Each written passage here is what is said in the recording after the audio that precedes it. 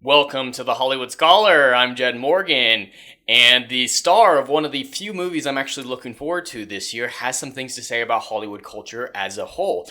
And I really respect Alexander Skarsgård and his entire family. They are all incredible actors who have done a lot of incredible roles, and I haven't heard much about them from a political standpoint, which I really appreciate. I think the majority of celebrities should not have public political opinions. If I don't know their politics, I see that as a good thing.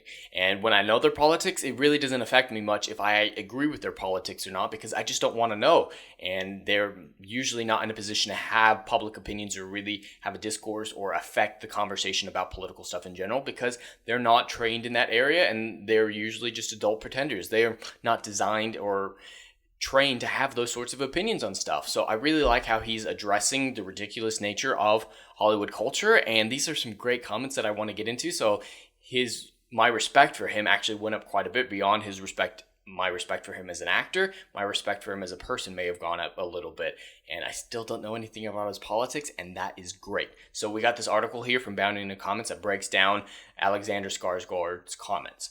The Northman actor Alexander Skarsgård spilled the beans on the incredibly ridiculous Hollywood culture. And that's just a perfect way of describing it, because it is incredibly ridiculous the way that they operate. And I just love how he put it. Recently spilled the beans, repeating the headline.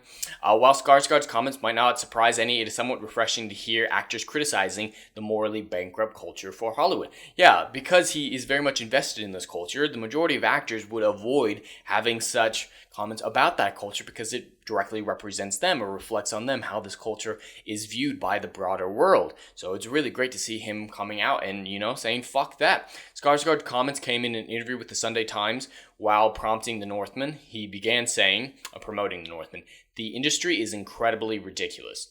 From there, he elaborated, "In meetings, people are really insecure and eager to please, but it's a strict hierarchy. If people at the top say something is good, people fall in line." And that's been a lot of issues in the past where creativity has gone out the window, where it's very corporatized and paint by the numbers, cookie cutter products. And that's where I have a lot of issues with Marvel, for example. The formula has become king, and formulas don't always work. So creativity no longer applies in any way, shape, or form.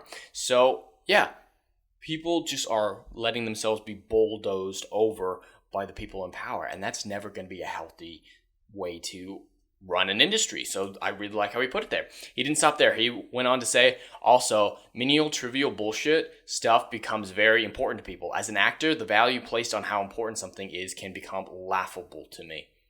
That's an interesting way of putting it. I like that. He also commented on as well, saying, "I live an incredibly privileged life. I don't really have to work. I've made enough. I could retire, which is extraordinary." And it's always great to see them realize the type of life that they're living and that it's incredible and that they need to be thankful for that. And I don't begrudge any of them for, making a ton of money. If people are willing to pay them, they've earned it. So I don't have any issue with actors or celebrities being rich. It just kind of goes with the territory of people being willing to do that. Fair game, but it is always great to see them recognize how lucky they are. So I really appreciate that. But I don't feel the need to broadcast that with expensive clothes or cars that radiates insecurity. I like that. When you see somebody with a $1 million watch, that's peacocking. It can feel like they're overcompensating. And, I 100% agree with that. I'm very much a function over style type person. And yeah, I have a $10 watch. It still tells the time just as well as a $1 million watch. I just don't see the appeal.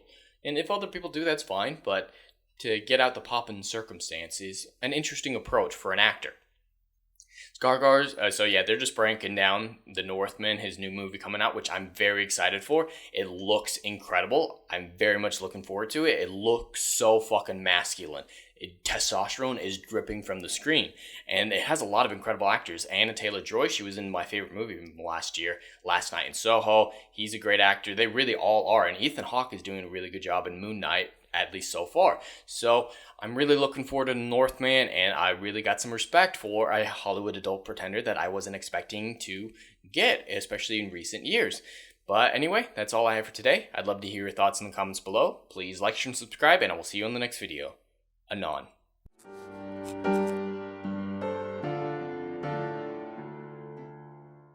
If you like what I do here and want to see good, compelling stories that Hollywood will no longer give you, check out my book series, Odyssey of a Phoenix, a mythological epic about philosophy, morality, and modern-day mental illness issues. Books 1, Down in Flames, and Book 2, Apocalypse Then, currently on sale. Book 3, Kill the Dark, coming soon.